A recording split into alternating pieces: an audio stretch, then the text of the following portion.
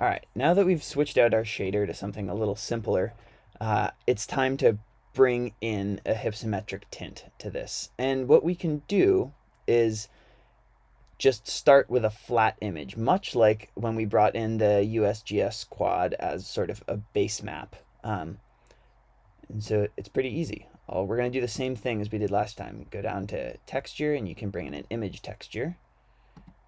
And then if you hit open on that, we can grab that Hypso image, open it.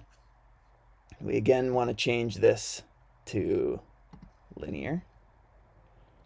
I think we want to change it to linear. We can see how it looks and decide. But what we're going to do now is the same thing. We're going to plug that color into the color node of this. And look what just happened. We've replaced our base color with colors that are derived from this image. And we can make things a little less glossy if we up our roughness. So I'm going to put it at 1. And you can see what that did even in this little little viewport.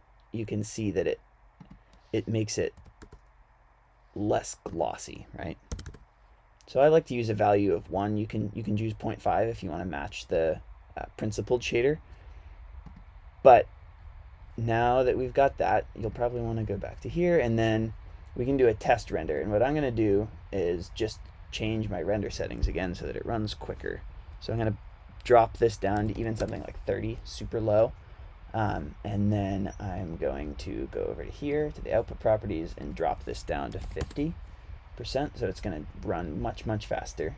And before we actually hit render, you can just think about your sun for a second and just look at it, right? So let's see, right here in the positioning properties, it's at 135, or in Blender measures the angle differently, right? So this is equivalent to like a 315 hillshade coming from the northwest, and 45 degrees is the standard. And then we can see that it's got an angle of 90, a strength of 5, just like Huffman suggested. Let's see how it looks when we render it.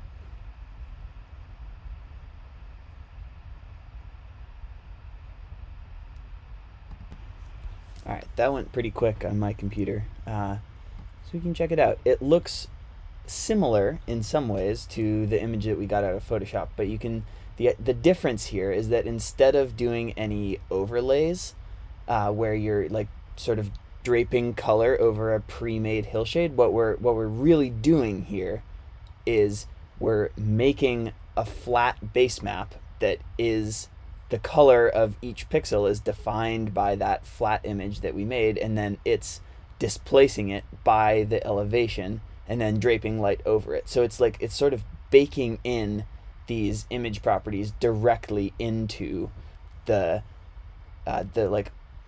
surface itself. And so the beauty of this is that from this point we can sort of start moving forward and delving more into nodes so that we can change properties about the surface and then drape the light at the end of it. And because it's a node-based setup, you can always see what's actually going on, like what's coming in and what's coming out. And it's like you don't have to like build iteratively on different things. You can like modify these properties and then render it to see what it looks like, and then still have a record of what you did, which is a pretty cool thing about Blender.